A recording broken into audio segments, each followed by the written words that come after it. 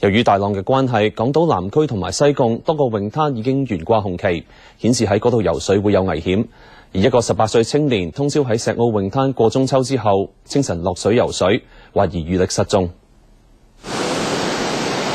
警方同埋消防派出多艘船艇喺泳灘對開海面搜索，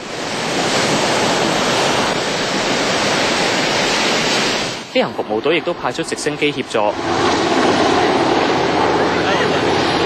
由於現場非常大浪，消防潛水員喺海中搜索嘅時候需要扣上安全索，由另一名喺岸邊嘅同僚拉住，避免沖走。消防員亦都喺附近嘅石灘搜索。警員向失蹤男子嘅2名朋友了解事發經過。攞唔到啦，成個鐘頭。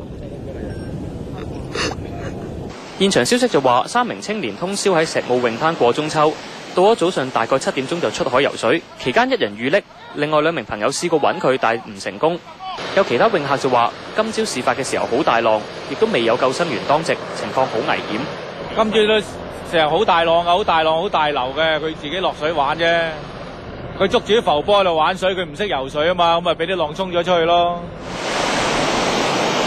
其實喺事發之後，大概早上8點鐘，康文署已經喺石澳泳灘懸掛紅旗，現場亦都有救生員勸喻泳客唔好落水，唔少泳客亦都即時翻埋岸。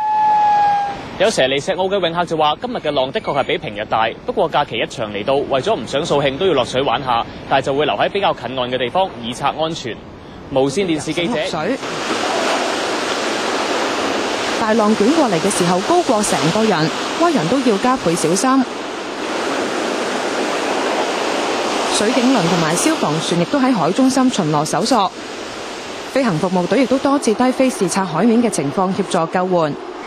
咁警方向事主嘅朋友錄取口供，同失蹤青年同行嘅友人低頭哭泣。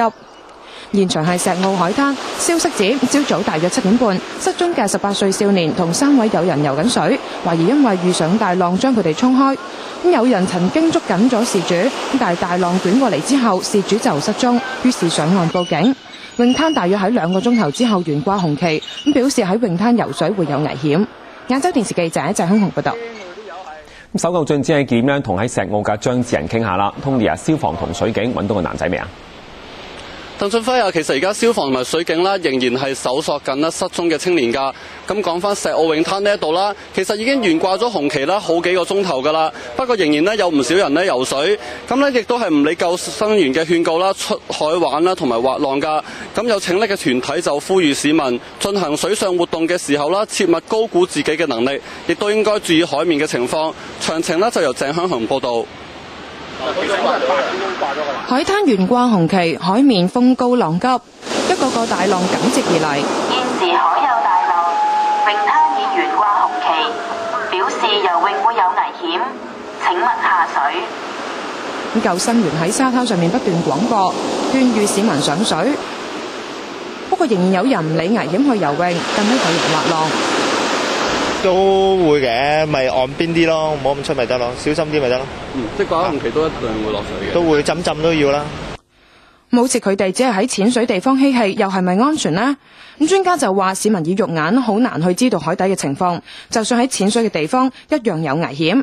佢對自己嗰個體能咧，可能係高估咗，咁但係咧就大自然嘅力量咧，就我哋你用一個正常人嘅體能咧，如果佢突如其來咁樣嚟一啲暗湧啊、一啲巨浪嘅話咧，你係冇辦法只係應付得到嘅。咁佢估計大浪係受到潮漲同埋周邊一帶嘅颱風影響。亞洲電視記者鄭香紅報道。其實消防嘅蛙人呢，仍然係不時咧出海去到搜索失蹤嘅青年㗎。咁而水警輪啦，同埋水警嘅橡皮艇亦都在旁啦，協助啦搜索嘅工作。我哋會喺石澳呢度留意住最新嘅情況。而家先將時間交翻俾新聞部。唔該晒，石澳咁多位同事。